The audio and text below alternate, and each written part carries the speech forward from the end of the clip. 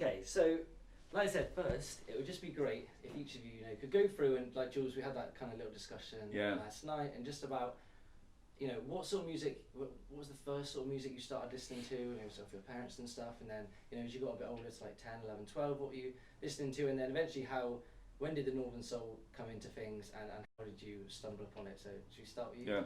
Yeah, I can, and I will introduce myself just because it makes sense to say, I mean, who am I? Okay. And I have to look into the camera. Yeah, or just chat. The camera roll there. Hi everyone, I'm Soulful Jules, coming from Soulful Italy. I've come all the way from Italy to play some records at Bristol Northern Soul Weekender. And I'm here with Oz and Manuel, so we're gonna share some of our experiences and our passion about soul music, soul records, and life in general. I got into this thing I was about 16 at the time. I got into the mod thing through the local scene. And then, I just happened to get in touch with Northern Soul, as a lot of my friends were listening to Northern Soul at the time. I got some tapes, and I just got this revelation through one of the Northern Soul collections. Actually, I think it was Northern Soul Story, Volume 3. And no way, exactly the same. And there was this tune which is Cord Davis, "Try to Think." Which was originally a Wigan track, which was played as a cover app, and which means that it was played with the title and with a disguised title and a different artist as well, so that the other DJs could not get their hands on this copy. I didn't know it at the time, but it was just the first track on the tape, and it just blew my mind off, because I had been into soul music in a while, in a way, like general soul music for a while through my dad's record collection. So I was into the melodies, the voice, and everything, but this specific tune was like totally a revelation. The dramatic vocals, the arrangements, the tinkling piano, it really opened up something very different, very obscure for me at the time as a 16-year-old Italian mod in the mid-90s, let's say. Out of that, I started to buy compilations, records, and stuff. And in my late teens, I got to my first solo nighter, and that was also an amazing, let's say, experience. Also because I kind of got for the first time into what I call, well, many other people call the zone, which is this not physical space that you get lost into with the music, and just everything else disappears, and you're lost. You're lost with yourself and the vibes and the arrangements, and the music just drives you out of your body, and you live in this kind of escapism, as they call it. So this is kind of my path onto soul music, rare soul music, northern soul, whatever you call it. I just like the good music and the good vibes. I think and good people. It could happen with everyone, actually. Appreciating soul music, because if you listen to the lyrics, I mean, it's your heart is just you feel the belonging to the music, and you share. I mean, and you ended up with sharing your own feelings with people around you, and it's such a good atmosphere. I mean, being in a club, in a place where you actually appreciate and felt appreciated. Well, I can absolutely tell you that what he's just said, I'm going to echo. Because I was 16, I got into Northern Soul via the mod scene, although short-lived. I too bought Northern Soul Story Volume 3 on Soul Supply. Yeah, on Soul Supply. Which is, Kev's label back in the day. And it was just great for me, because all these tracks were available for whatever it was, $6-7.99 or something. Court Davies is a standout track. For me, it was Lily Bryant, Meet Me Halfway. Okay, yeah, sure. Because that song for me was like, I'd heard some Motown records, and this really sounds like a Motown production, but it isn't a Motown production, if you know what I mean. The vibes, yeah. And the echo, like Phil Spector meets Motown. Yeah. And I thought, wow, this is like Motown. And of course, it was just one of those standout tracks for me. But when I got into Northern Soul, I very quickly got rid of my sort of mod ties. Nothing against, all the mod records of the day, of the 80s, the Madness, the two-tone special, Selector, all that kind of stuff, which was really good stuff, don't get me wrong, I still like it.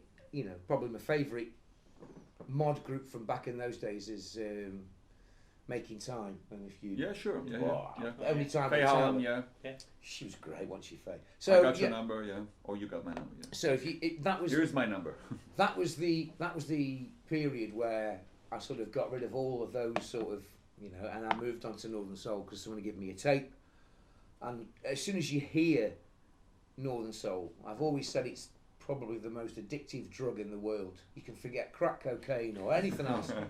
Northern Soul, once it's in you, you can fight it as much as you want to, and I'm never going to go to an all-nighter again, I'm never going to go to a soul night again, I'm going to sell all my records, and I guarantee you, within probably 6 months, you'll be buying records, you'll be going to the odd soul night, and before you know where you are, it draws you back in, because you just touched on it.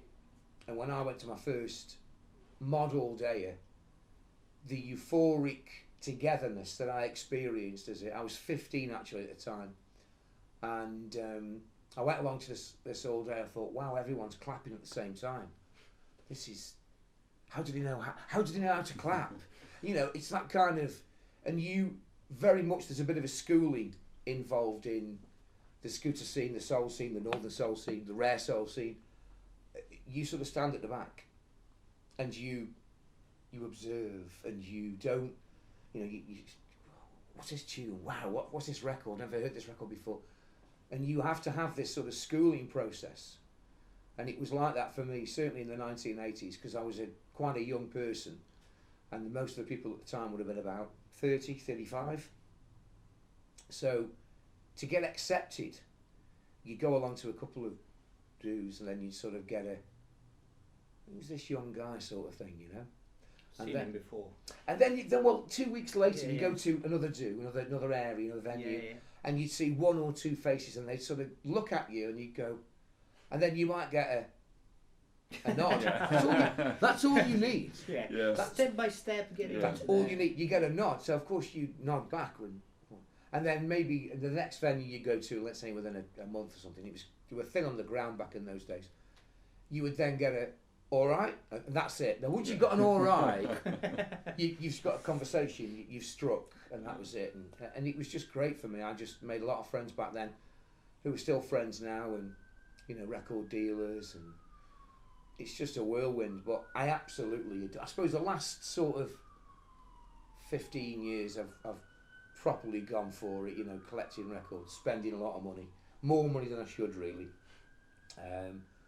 But I love it. I absolutely love it. But that was my introduction, exactly the same as you. So, that's really strange, because I've always said that Northern Soul is, you can go to a Northern Soul night in, let's say, Germany, and not speak the language, and not know anybody, but immediately you're in and you're welcome. Yeah. Because they know. Yeah.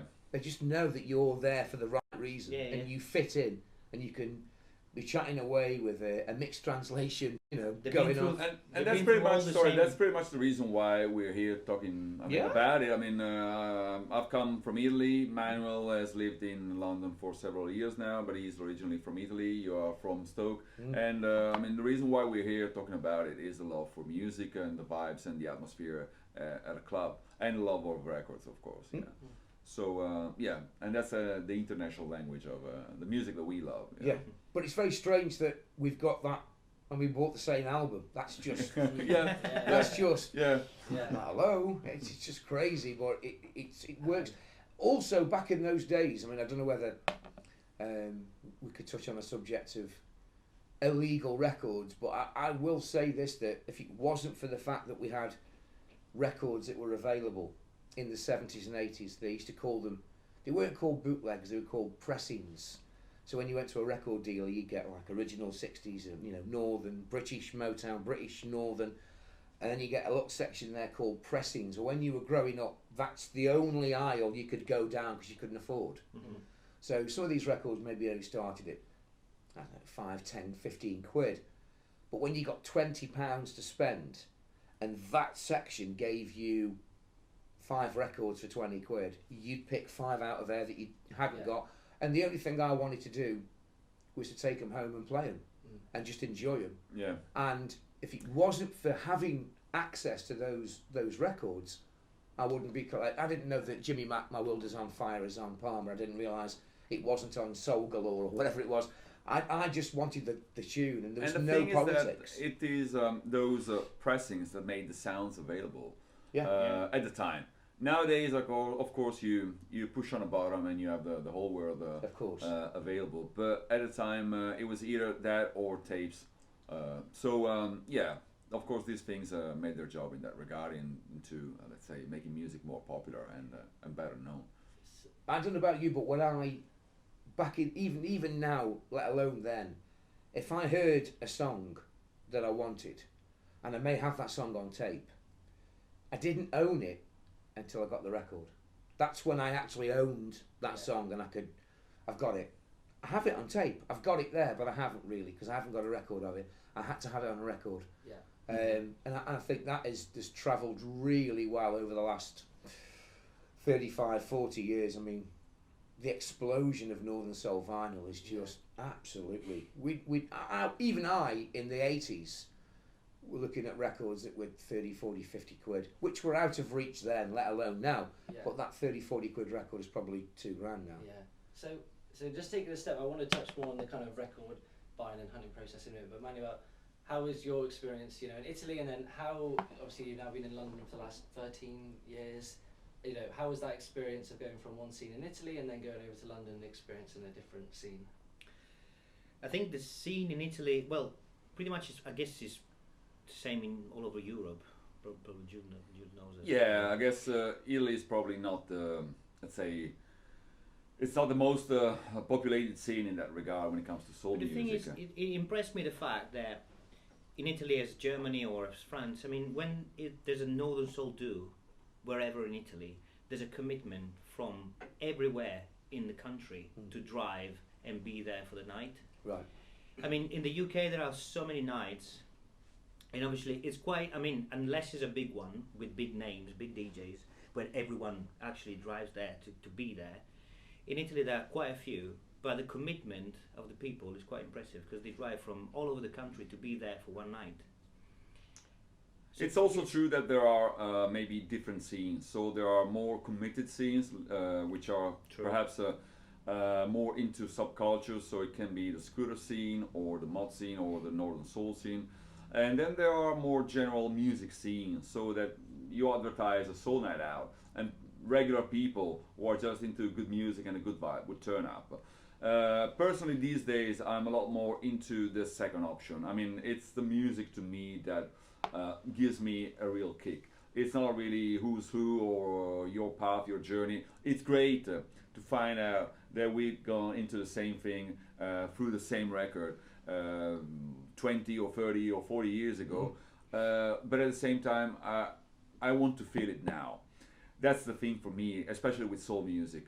And pretty much the same goes for records. I mean, physical records. It's been a while now. I've only bought, let's say, original vinyl. Not because I'm an elitist or a snobbish, but there's so much great records to choose from that you can buy the very rare and expensive original records, but you can also buy lesser known stuff and still make them your own in a way. Yeah. So it's not a rule or a master. It's just the way that I feel about it. So that when I play the records that I bought over here, they're all original pressings, which means they are all records which were originally pressed at the time they were recorded, more or less. But again, I have nothing against people playing, as they call it, bootlegs pressings or anything, as long as their sets are more imaginative rather than a reproduction of a ready-made set, let's say. Yeah, my housemate, he's 21, my age, and he plays at the Northern Soul clubs. Yeah. He talks about that, people who play on original vinyl, and he's like, well, for a 21-year-old student, if I want to play the song, I have to get a repress of things. So it's good to have the two options, a collector's. Sure, and most importantly, if the reissue, the pressing, gets more people interested into the sound, exposes the sounds to a wider audience, then I'm all up for it. I mean, because he got me into it, and now this is why this is happening. So yeah, it's all good. So Okay, so we covered how you guys kind of got into it. So now you're all about 16, 17 sort of thing. What was the record buying process like? Because we touched on before we started recording, like if I want to find a song, or a lot of my, songs I find through YouTube and going through different albums on YouTube sort of thing. But what was it like if you heard a really great song in the club and then going down to the record shop the next day and digging through for stuff? What was that process like? How did you know when you found something good, and what were you looking for, or was it just a feeling? It was really difficult, if I'm being honest, back in them days, because you touched on tapes. A lot of record dealers, would give you tapes. A lot of the older kids, let's say I was 15 or 16, somebody might be 19 or 20 or even 23, and have access to a lot more records that I didn't know about. So they do me a favour and put them on a tape for me, and you have a listen, you go, wow, I want this, I want to buy this, I want to buy that. Actually, I remember still at school, so I'd be just about 16, and there was a few of us who were all mods together, and we were discussing a record that we'd never heard, but we were convinced that we all needed this record. Okay, and somebody says, you've got to get this record called The Snake. Now, immediately hang on. It's not the one you think. It's not the one you think. So we said, what, you mean Al Wilson? I've got that. And he said, no, it's by Maximilian. Now, at the time, I think the conversation went along the lines of, it's a better version. Actually, it's a completely different record. Yeah. But we wanted Maximilian the Snake badly. And I only bought one 20 years ago.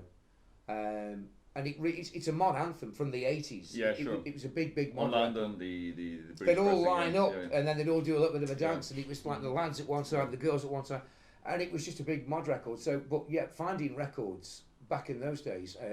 The first record I actively went out of my way to buy, I don't even know if I brought it with me, was Wade in the Water by Little Sonny.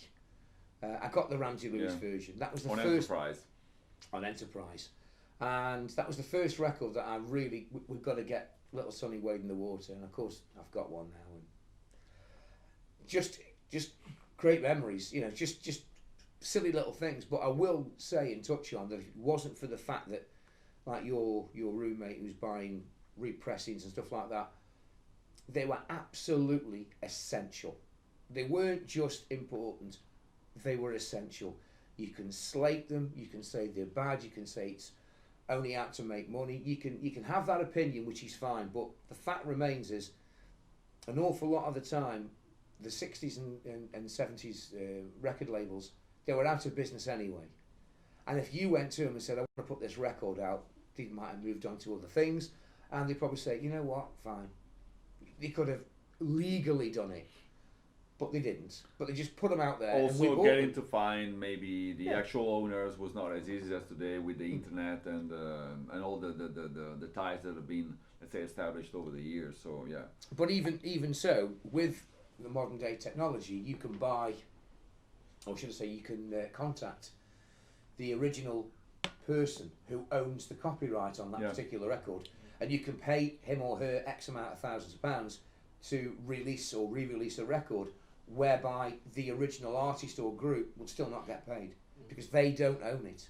So there's a kind of righteous thing about the music business. It's a horrible business, and you can never get it right. You could try and do the right thing. I think a lot of reissue companies like Ace Kent, I mean they go out the way to make sure that people are paid appropriately, but sometimes it's just you pay something and it doesn't work out, as in the artist or the benefactor of that artist doesn't get paid. It's just the way it is. It's the music business. Manuel, how was it for you, like when you first started record collecting and hunting in Italy? I think that was my path, buying really cheap records, and actually because obviously if you're young you got spare money to spend, and if you really like the music, that was it actually. Or exchanging cassettes with all your friends and sharing the knowledge. Basically, it's completely different now because obviously it's more, all the music is more accessible, but the effort that we used to have back in the days, it was like part of the appreciation of the music, have the physical contact with the thing you actually love. So yeah, coming from that, and then you develop your own taste in music, and and you end up meeting people and sharing the same appreciation, the same knowledge, and the same way of life in a way. Yeah. Yeah. So talking about meeting people, Jules, before we go on to your first moments, how did you two meet? We met fairly recently. Let's say it was maybe 6-7 years ago. We met. I guess it was one of our local parties. Manuel had come home from England for, I guess it was the Christmas holidays or something like that. So we got to meet at one of our local parties in Pordenone, which is northeastern Italy. Because Manuel is from the same area, not from the same town, but from the same area. So we had friends in common actually, which is also which is also kind of funny, which makes it again a very small world. But we got to meet anyway because of the scene. I mean, because of the love of the music, because of the love of underground subcultures, if you call it that way. Otherwise we wouldn't be probably knowing each other. Same with us, right today. Same with you as well. I mean, it's because of the love of the music in the first place. Yeah. We met fairly recently. That was in December in London. We spent a whole weekend with some of our friends hanging around. And my brother, who's lived in London for maybe 8 years now, he just knows a very, very limited amount of people because he's not into any particular, let's say, music scene, which is fine. But I feel blessed in that regard because wherever I go, I can always meet somebody. I can always get to know people. And we always, I mean, there's nothing to be explained. Who are you? What you do? What's your income? You become friends. What about your watch? Your political beliefs or your religious beliefs? We just know that there's a common bond that because is given. The background is still the same. But really, to me, it's more naturally. It's the passion. That's the common bond that really bonds everybody. That's the common passion that comes with the music that we love. Yeah, and what were your first experiences like buying records? Well, yeah, I started off with reissues, with albums, especially the Kent label, which were and still are, I guess, some of the very best compilations that you can buy on the market. And then I have to say, in Italy, maybe unlike Germany or other countries like perhaps France, which had a pretty big history of imported records, especially from the US. So you get to find out of the blue in Germany and also in Scandinavia, you get to find some very rare American records. In Italy, this was not probably the case with 60s records, but it's maybe a little bit more common with disco, jazz, funk kind of stuff, because of the disco culture that we had in Italy in the 70s. So when it comes to proper Northern Soul records, it was, I would say 99% of the times, it was online deals. It was originally in the late 90s, I would get, paper catalogs from Tim Brown and other dealers. You would just pick a record, normally the cheapest one, and you would go for the description, hoping that it would turn out to be what the description actually promised. Then you had to write the guy a letter, a physical letter. The guy would answer you back, and then you would send him money. So in the end, it would take maybe a couple of months before you got the record, and then it turned up and it's like nothing like you were expecting. Yeah. And sometimes no, it's the other way around. It's amazing stuff. You mean the description? Yeah, like description. Unknown song, great dancing. Yeah. Very similar to been played at Wigan. Yeah, up tempo, floor filler. Yeah. Getting spins is always another one. Getting spins. Getting spins. So it means like it's bubbling up and down the country. It's going to become a big record. And most invariably never is. Yeah. So I would say mostly it's still this day I would say it's mostly online trades, I would say. Though I do went to the US once to buy records. I do go to record fairs as my taste is let's say enlarged, so I do buy a lot of musical styles and genres, not only Northern Soul but modern disco, funk, jazz, Latin, whatever. So it's easier also, I mean, to find more interesting stuff in that regard. Yeah. So Oz, has there you touched upon a couple of records there that you found later in life, maybe when you're younger. Has there been one, you know, lottery ticket record or one like Eureka in which was just like, I can't believe I found this, or I'm so glad I finally got this after years of waiting? Is there one that springs to mind, or? Yeah, there's a couple that I've always wanted. A couple of favourite. When you get into Northern Soul, I think you've always got that one or two or three records that you think, one day I'll own that. Or 23. Yeah, absolutely. The list gets bigger now. But, yeah, I mean, I've got. There was one record that meant quite a bit to me growing up, buying cheap records, and for years, a lot of people, myself included, thought it was by a guy called Bob Wilson, which turns out that Bob Wilson was a completely fictitious name and made up, and so was the title, which was Strings A Go-Go. In later years, you realise it's by a group called the Checkerboard Squares, and it's called Double Cooking. So that's a record that I wanted, and which was quite expensive, quite pricey for me, and I've still got it. But it's actually the one that I've got is the file copy that was used to make all the bootlegs, and I got it off a really well respected record finder. I'm not going to call him a dealer because he's not really. He sold plenty of records over the years, but he's more of a find. It's a guy called Tim Ashibendi, who's still a good friend of mine to this day, and I got it from him. So I was really happy to get that. And then I was friends with, well, I've known him since I was growing up, and only about sort of the last 15 years, well, prior to his death, did we get close. And he'd ring me every day, and we'd talk about records and what have you bought, what have you sold. And he went through a phase where he was selling his collection off, so I was lucky enough to buy them about sort of 12 years ago. Pretty good money, if I'm being honest. But it's the history of those records. They were his, and they were played here, there and everywhere in different significant venues that make up the history of Northern Soul. So I'm quite happy and quite lucky in that respect to have, you know, some of Keith Minshall's records. But, you know, sadly he's passed away. He was a fantastic DJ. Really, really good. Very, very important guy. And I've never, ever, ever, in all the years I've heard Keith play records, he's never played a bad set, ever. So I do miss him. I really do. I really like what you touched on there, where it's... So if DJs, modern DJs, they download an MP3 file, put on their USB, and they play that out, and everyone is still playing the same MP3 file, but for you it's like this physical thing was the one that was there and played and had that moment with it. I think MP3 in the Northern Soul world, and you just touched on different genres. I mean, I bought a couple of mod-ish records, should we say.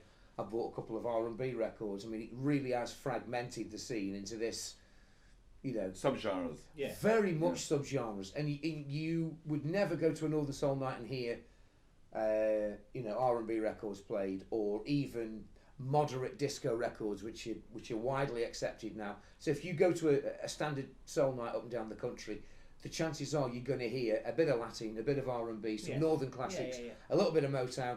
There's that mix now that you never had. Some back crossover then. Tunes as well. Yeah. So you never had that back then. But I think it's in the right direction. I actually quite enjoy an hour of, let's say, this guy DJing or this guy DJing, or even me DJing. And he's going to play a couple of 70s records. He's going to play a couple of R&B records. He's going to play some Northern anthems, and it's a good mix. So you're never sort of more than 2 or 3 minutes away from something that's going to make you dance, hopefully. Mm-hmm. And I like that. I like that in 2023, the modern times of Northern Soul. I think it's great. I think it's healthy as well. So, yeah, that's definitely something I want to touch on a bit later, is kind of how do you progress it into, you've seen and open it up like that. But I guess for now, I like to try and, I know you two DJ, and I don't really want to talk about Wigan and stuff like that. That's been done thousands of times before. But what I'd more like to know is when you two are DJing, Manuel, I don't know, I'm not sure if you DJ or as a member of a crowd or if a DJ, comment on that. What does it feel like when you're DJing, especially when you're playing Northern Soul records compared to other records, and you know, just what's the feeling like when you drop a record and you know the crowd just love it, sort of thing? How do you react to that, and what's your thought process while you're DJing? It's one of the most rewarding feelings in the world. There's no money that can buy that kind of excitement, really. Especially, it's interesting that you touched on Northern Soul because last night I played this Modern Soul set. The crowd was really excited. I mean, they were excited on their own, so it was pretty easy to DJ to them, and it was great and everything. But with Northern Soul, it's such an emotional sound, which is given, as Manuel said in the very beginning of our chat. It's based on the emotion of the lyrics, the drama. Very simple, basic things that if you just read on paper, it's very banal. I mean, it's very commonplace.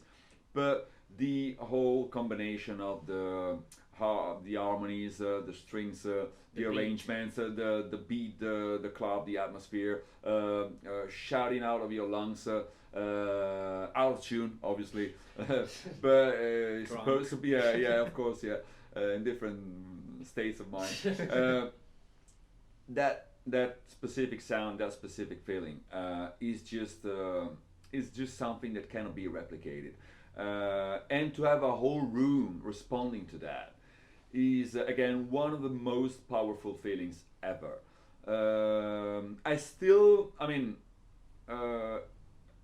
If I get a DJ booking and there's a very good night that I want to go to as a Panther, I would still go to the good night as a Panther to get myself lost on the dance floor.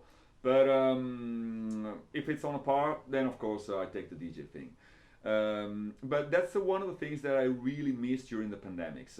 Not just the music or anything, but really getting lost on the dance floor, shouting on the top off the top of your lungs, the lyrics and everything, especially to a Northern Soul record. That was the thing that I really missed for a very long time. I think it's really good when you've got a song that you love in your record box and you play it and everyone goes crazy for it. It's like you're all on my wavelength. That's a really rewarding thing, you know, to happen to you as a DJ. And just touching back to your previous comment, because we got lost there, it's my fault. MP3s, forget it. It's got to be records. Yeah. And that's it. But there's a very there's a very physical thing that you can actually measure out of it. The sound quality of an MP3 of a recording that was cut 60 years ago, which is normally taken out of a substandard source. It just sounds like it was taken out of the window. It's like drinking pure orange juice, which has just been freshly squeezed, and just like drinking the very cheapest whatever thing that you can buy full of chemicals from the supermarket store. So it's this kind of real thing and derivative feeling in that regard.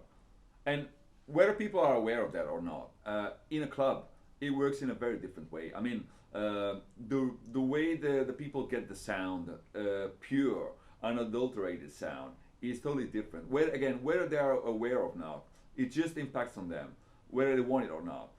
You just get to feel it, and you react in a different way. So MP3, it's great because I want to send you a tune and you don't know it, and you can play it in the car and everything. Even up to a certain extent, if it helps people get into the music, okay. But on a larger scale, it's not, for our type of music, for Northern Soul especially, it's not the right format, not at all. Definitely not. But it is great for sharing and listening to. Yeah.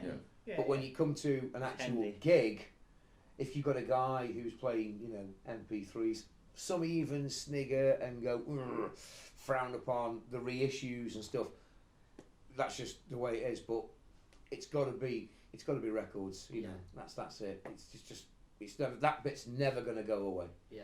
And Manuel, what about yourself? If any DJ experience, or do you know, as someone in the crowd, can you describe the feeling of when a DJ just drops a record and it just blows your mind? It's like, yeah, I mean, as I said before, because you've listened to this record for the first time, you relate to the lyrics, you really enjoy the rhythm of it, so you feel the belonging to that record is part of your life, right? And you listen to your record in your tiny room, and you feel it, right? And then you ended up in a club, and the DJ played that record, and it was so important for you, right? And you look around you, and the room is full of the people that actually had the same experience that you had with that. It's just like, it's mind blowing. It's just sharing the same personal feelings with everybody else in the room. It's just a feeling that you can't describe. As much as a feeling that you can describe, and which is the total opposite, and it's so depressing, is when you clear the floor with a tune that you love, and you say, "Yeah, I'm going to show you," and this is going to blow the room out, and then these people just walk off. It's like, what is he playing? And that is the most depressing feeling ever. One of the most depressing feelings ever. But also, you have to look at that situation where you do clear a dance floor, and if you go back to, let's say, I don't know, the Northern Soul boom of the mid-70s, there was some, what we now know as classics, that cleared the floor. Yeah. So it was only persistence and belief from a key DJ or a couple of DJs who got behind a particular record and made it work. They almost force-fed, this particular, you've got to hear this record, and they're like, we don't like that. But if you don't play these records, they'll never become classics, they'll never become well-known, and people are going to, not be able to enjoy them because they don't know them. And that is the sad part. You should be sharing this. I for one, I've got a great Italian record that we all missed, which is Rocky Roberts. Yeah, sure. There's one called Just Don't Know. Yeah. And I only heard that about sort of 18 months ago from Tim Ashibandi. He Just because of you? It's called Just Don't Know. Just because of you? It's the B-side of La Pelenera. No. Yeah. Just because the B-side. No, Just Don't Know. It's called. Just Don't Know. Okay. Do you know Rocky Roberts? No, Yeah. I don't know it. No one does. Okay. You see, it's one that we've missed. It's a record that we've missed. And I'll tell you something. I'll play it on YouTube in a second or two, and it'll blow your mind. And Tim said to me, "Have you heard this?" And he sent me a YouTube link. I put it on. I went immediately within 10 seconds. I'm on Discogs and I bought one. So it's never been pressed. It's never really sold in massive numbers, but it was readily available. 10, 15 euro. It's an Italian release. Mm-hmm. Done. And I'm like, and I said to Tim, have we missed this? And Tim said, I don't know, because I've just found it as well. How did we miss this record? Just because of you and various other Rocky Roberts things that he's had out, we're all aware of, some of which have been actually bootlegged in the 70s. Mm-hmm. But that one has just slipped through the net. So there's always something new, Northern Soul-wise, to discover. That's a good and a bad thing. The good thing is you can have a discussion with whoever from wherever in the world. Do you know this record? No. Wow, I like it. And you're introduced and turned on to something. You're going to try and locate a copy. The bad side is you'll never complete it. Yeah. You can never complete. Say, that's the thing. I've got every Northern Soul record in the world. You haven't, and you never will have. Nobody will. Because people don't know if there's a record out there that is a Northern Soul record. But also, as Oz was saying before, it's like top 3. The minute you get to buy those 3 records, I mean, the top 3 becomes the top 15. Yeah. I mean, and there's like another 30 records that you want to buy, and it's never like, oh, I've done my job now, everything is. I can remember a long time ago. It's an ongoing struggle. Yeah. Did you ever set yourself a limit, a record buying limit? No. See, I did. I mean, I was like, I'm not going to spend any more than, let's say, £20 on a record. That's it. And then you buy one at 25. Yeah. So you broke the rule. Then it's 30. Then it's 50. Yeah, then it's 100. That's how it works. Yeah. And there's some guys who'll say, I'll never spend more than, let's say, 300 quid on a record. And there they are buying £500, £750, £1,000 records. They broke their own rules because that's the addiction. Yeah. Of Northern Soul. It's honestly, it's a horrible disease, and there's no cure. Start lying to your partner as well. Yeah. It was only a tenner. It was it was only cheap. Yeah. Cheap. I saw a thing on Instagram the other day, and it's like, when I die, I hope my partner doesn't sell my records. So I told her I bought for them or something like that. Yeah. So, if there's, so you mentioned records from Italy and stuff like that, and I know a lot of it came from America as well.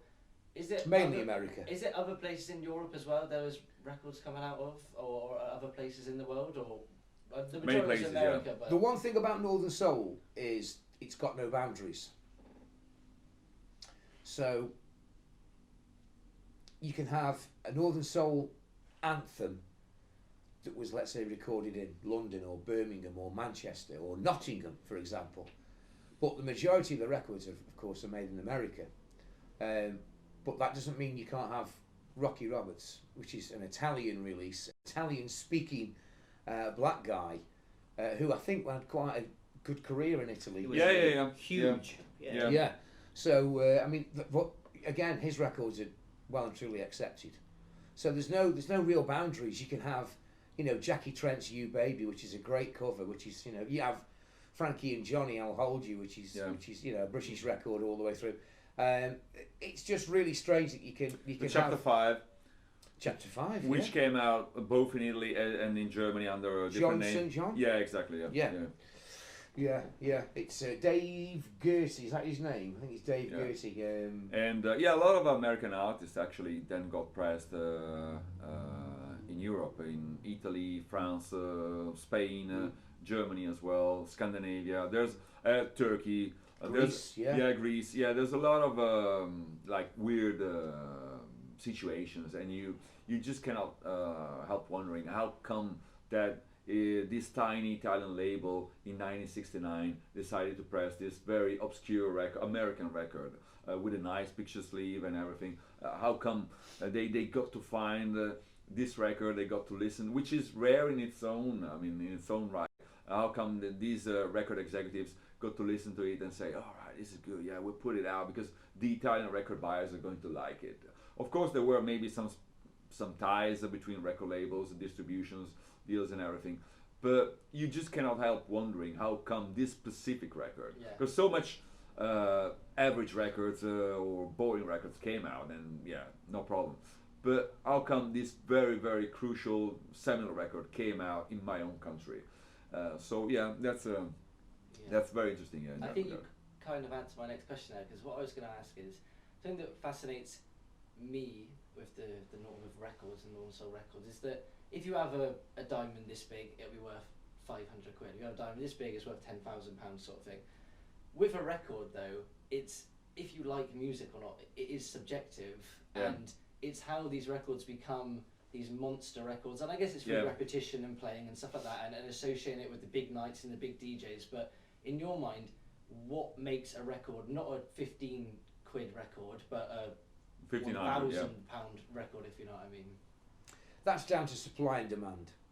There's a lot of records right now in 2023 that are actually pretty common, but sadly they're common as in they reside in people's collections, and they're reluctant to let them go. So when you've got quite a common record that everyone's got, everyone he loves and wants to play and wants to keep, and you're trying to buy one, then it's a rare record. Yeah. It isn't rare, but it is, because there ain't any for sale. Yeah. So you've then got your chances in life as well, which it's happening more and more. If you've got a record that's, let's say, averaged £100 to buy over the last couple of years, and a guy's got one for £500 on an online sale or something, you could message that guy and say, this record you've got for 500 quid, it's only worth 100. And he could reply, well, buy one then.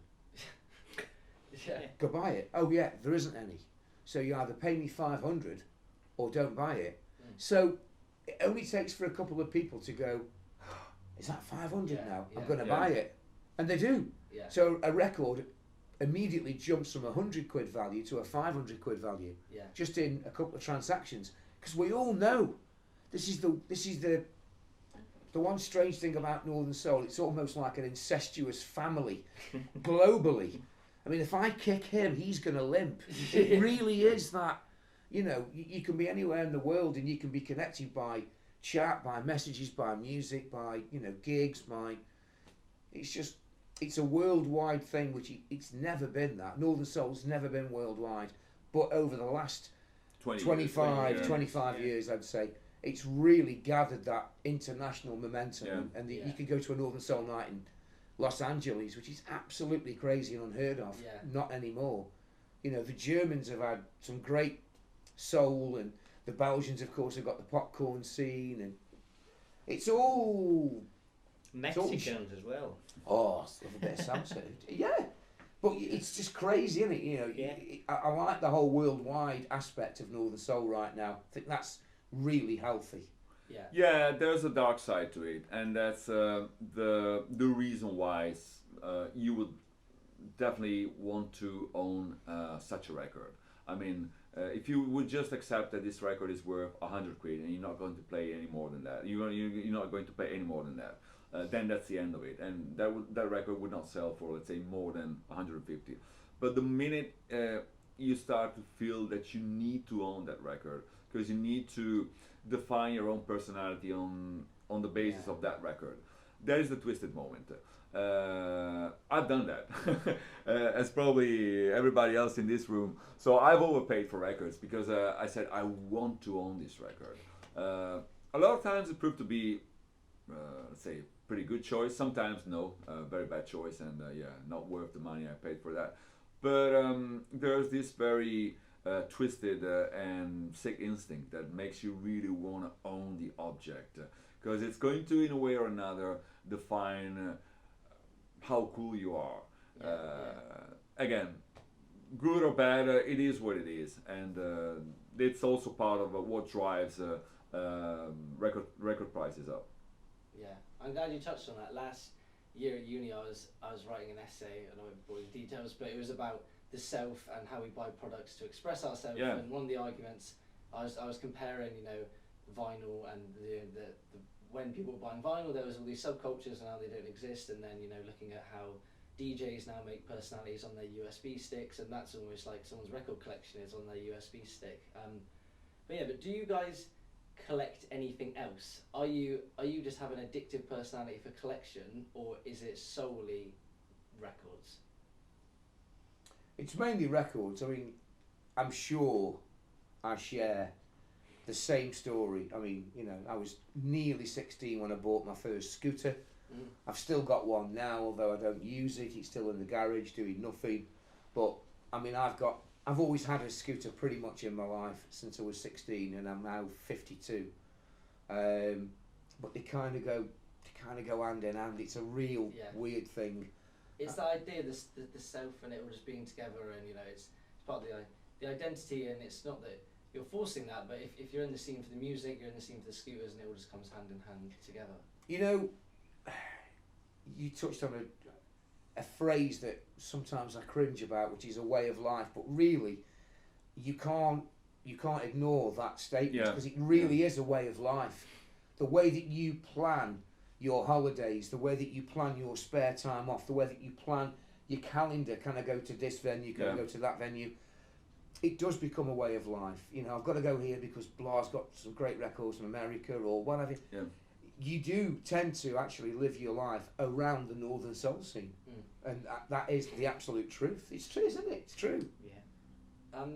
So let's kind of talk about the future of Northern Soul now, and you know, where it's going, and you know, you touched upon it. It's growing. You know, the age of communication and connectivity and stuff like that. And just the first thing to touch upon, because I've heard it when I'm chatting to people at the clubs or elsewhere, or just watching documentaries and stuff, that there's quite the older generation, and you know, I'm not naming names, I don't know anyone, but you know, they're quite protective over what it used to be.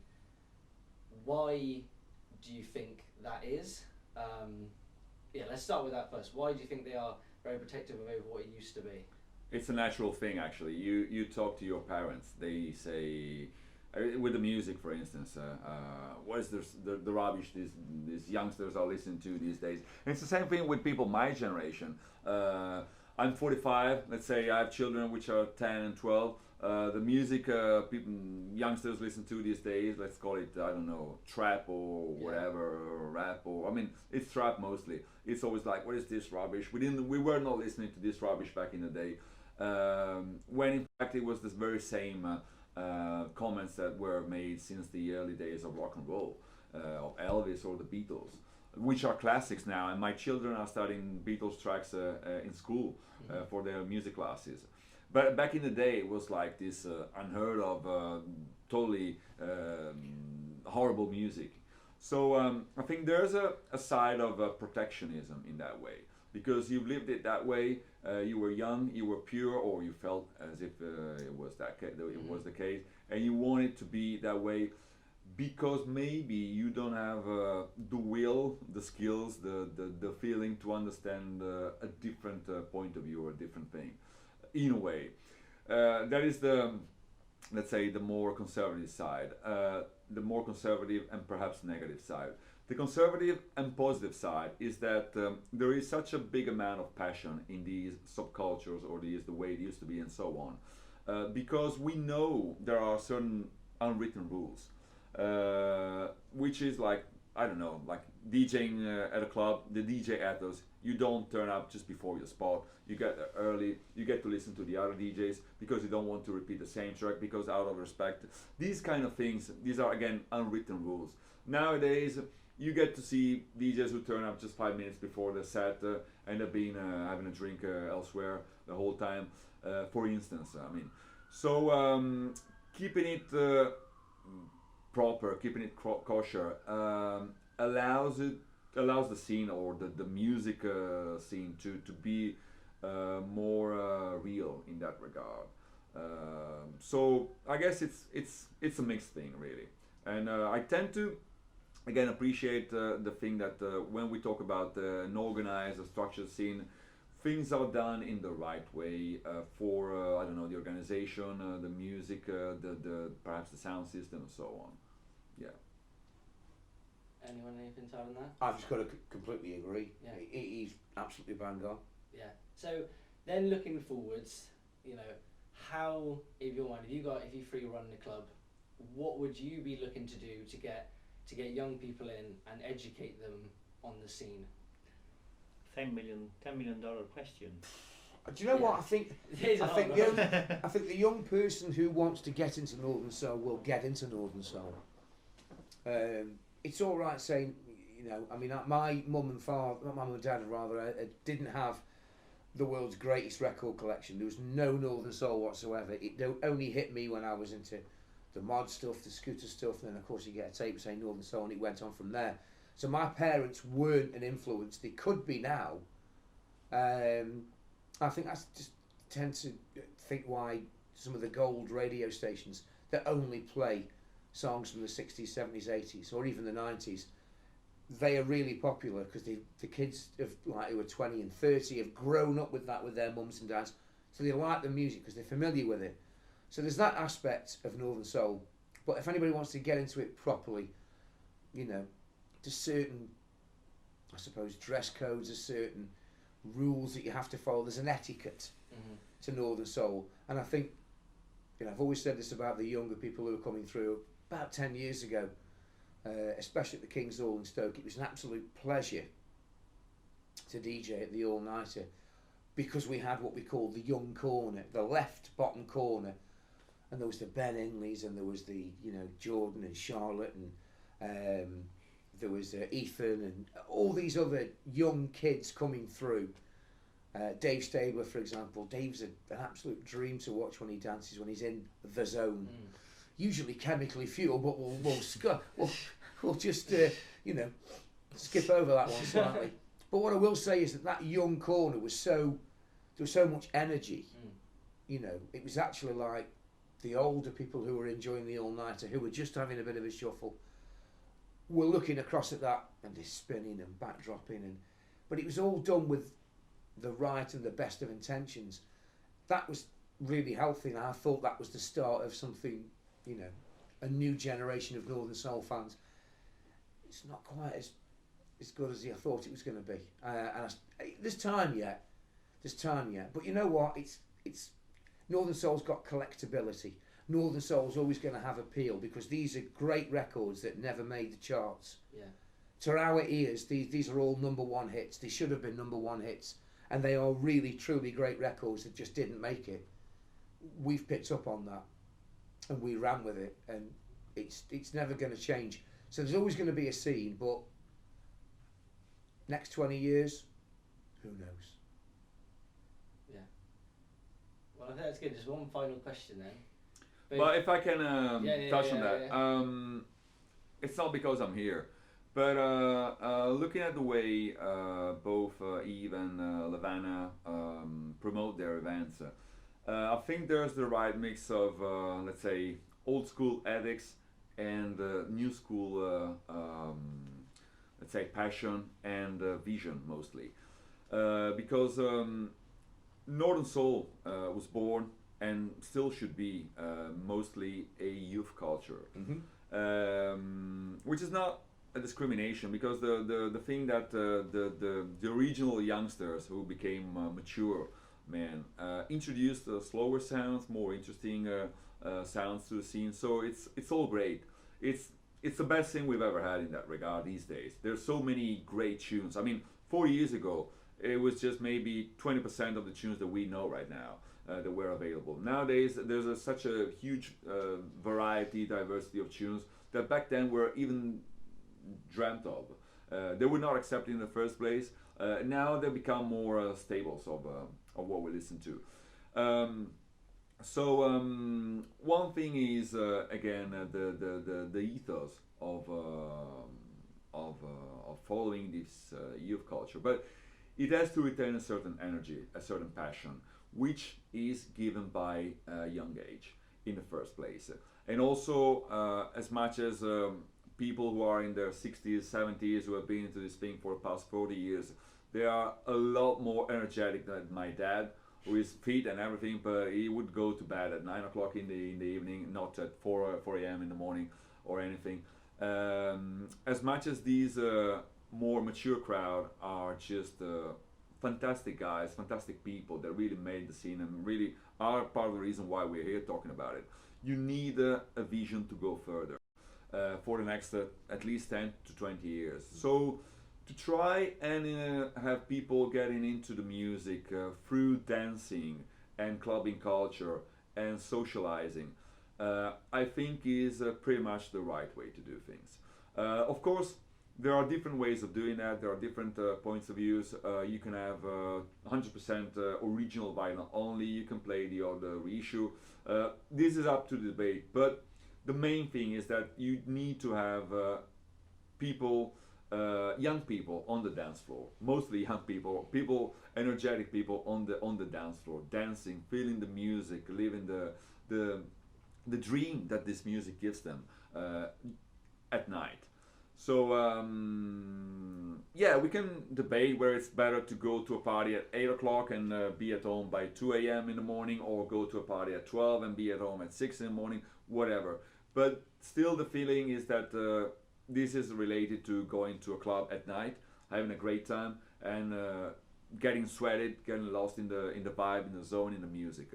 So there needs to be a younger crowd that has to be involved with this for the scene or the music and the passion to progress and to continue, in my opinion. Yeah, I agree, and I think definitely, you know, what the club here doing is opening up the doors to people to come in who don't have ties to the scene. Like, I didn't have any ties. I met Tom, but then like I bring friends along, and cause I remember two of my mates, just, you know, mates from my small town at home, you know, never listened to soul music or anything, and we were in there. They came up to me and they went, "Fucking hell, mate, this is amazing." And I was like, oh, there's a lot more to hear than this sort of thing. Because the commitment that you get from the people, the way, again, they feel the sounds is just unheard of. No other music scene, in a way. Yeah. No drum and bass, no techno, no house. Sorry, I don't want to dismiss these scenes, because of course they are what they are, and they are popular and they need to be respected for what they are. I don't want to dismiss them, but really there is no comparison. The way the people, even those who are not really into the scene or the sounds or whatever, in the know when it comes to records, presses, reissues, but the way these sounds hit you on a dance floor with a big sound system, the lights and everything, there is absolutely no comparison. So it's just not by chance that your friends were like transfixed by by the music. Yeah, I definitely know the first times going and just being like, fucking hell, like people actually dance. Like never seen that. Like never seen that. Till I was what, 21 following the music. Yeah, and then just like everyone's dancing and stuff, and you don't have to feel embarrassed about dancing because everyone's doing it, instead of people just giving it the fingers like that, you know. Northern's always been about dancing though. It's about expressing yourself, it's about that unity, and I think the modern day club goer, they'll just sit in a booth with a bottle of what have you and their telephone. We're having a great time. Well, why don't you have a great time? Stop taking selfies and telling everybody and convincing me that you're having a good time. Go and have a good time. But when you say, do you want to go and dance? What's that? What dance? Why? I'm in the booth, I'm in the VIP, look at me. And you know, I'm on Instagram and Twitter and Facey, you use the social media slut. That's what you are. But the Northern Soul aspect, although it does touch on the social media side, not much. It is about going there, it's about meeting people, it's about engaging, it's about discovering records that you may have missed or what have you, or conversations, new friendships, what's not to like. But I went to Spain only a few weeks ago and there was a rock and roll weekend at the same time as the Soul weekend. Where about? In Benalmádena. Okay. Yeah, and it's I think the rock and roll was in Torremolinos, which is only just up the road literally. And there's a lot of people there who were 20 years younger than me. They were in their 30s, but they've got the rock and roll gear on, they've got the rock and roll tats, they've got, you know, the rock and roll vibe. There's rock and roll 50s cars going past with chrome, and you think to yourself, okay, so if there can be a scene that was at least 20 years prior to the Northern Soul boom in the 70s, if you take some of the rock and roll records that were like £30, you'll pay £30 for a record like Johnny Bennett or something on it, a 10-inch Johnny Bennett record. Now it's £3 grand, £5 grand, maybe 10 grand. I don't know, but it's very, very expensive and still sought after all these years by another generation of collectors. So in that respect, it will continue from a collecting point of view, at least. Yeah. So just one or two last questions, maybe. You two are playing tonight. What record are you most excited to drop tonight? You go on first. I'm sort of trying to revive a 45 that was played in the 70s, but to be fair, it was too fast even for the 70s. It's majorly fast now for a lot of people, but it's a record out of Los Angeles, which is by a guy called Tommy Dodson, and it's called One Day Love on Uptown Records. It's absolutely fantastic. It's just shy of 2 minutes, and it's just bam, bam, bam. It's so fast, it's so frantic, but I absolutely adore it. You could probably dance on every other beat, you know, every off beat, if you know what I mean, if it makes it easier for you. But it's an insatiable record, it really is. It's 1,000,000% Northern Soul. Jules? I don't normally do Northern Soul nights, so I think I'm going to be playing mostly, I would say, classic type of sound, classic type of Northern sound. I'm looking forward to seeing if the Joker Soul sound, which is kind of an established sound, gets a good reaction from the crowd. Yeah. And Manuel, anything you're looking forward to hearing? What record you hope will come on? Wow, I'm happy to enjoy. I'm happy to enjoy a friendly crowd, to be honest. So that's what I'm here for.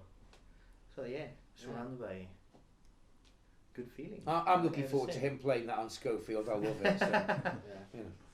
That sounds good then. Thank you very much, everyone. Thank you. Anything else to add or want to say just before we finish?